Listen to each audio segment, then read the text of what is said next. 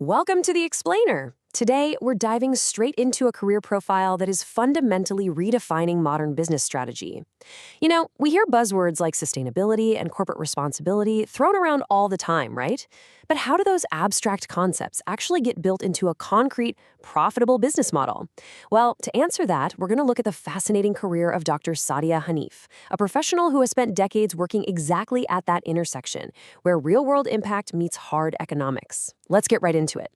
Dr. Hanif actually sums up her entire philosophy perfectly with this thought.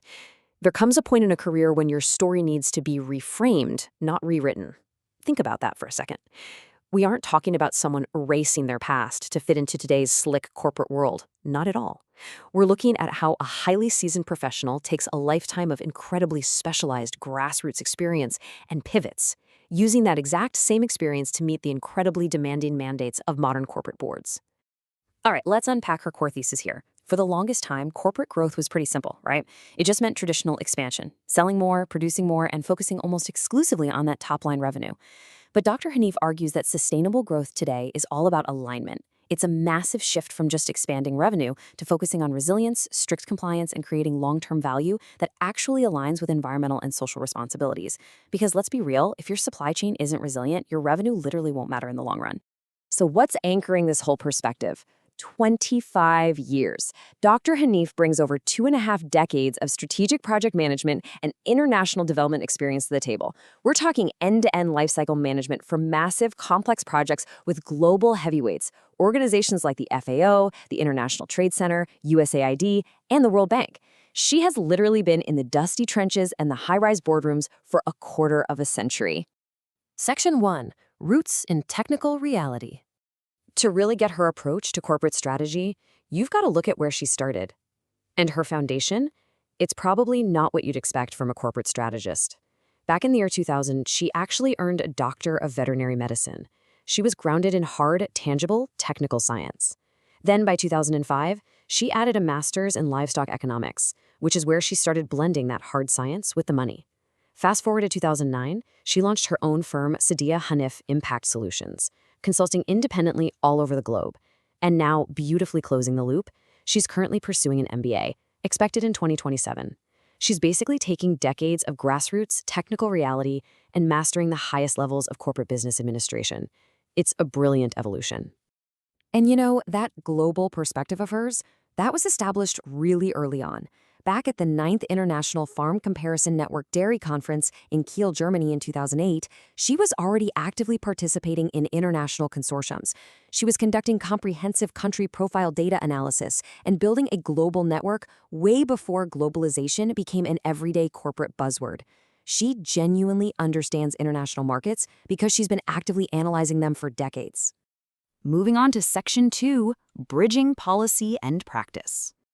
Now, it's one thing to know the science, and it's a completely different beast to know the policy.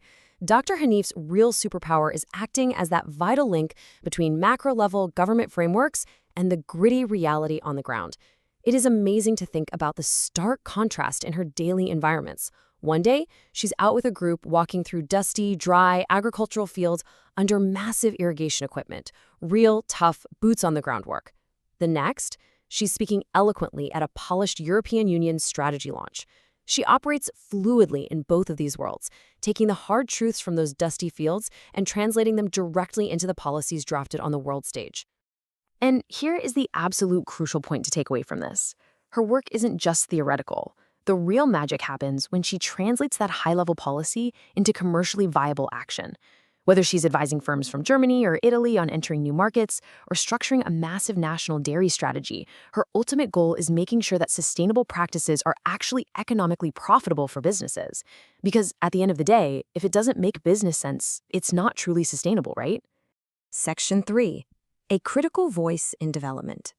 Because she bridges both worlds so effectively, she doesn't just nod along with standard narratives. You can see this fierce, critical thought leadership clearly in her writing.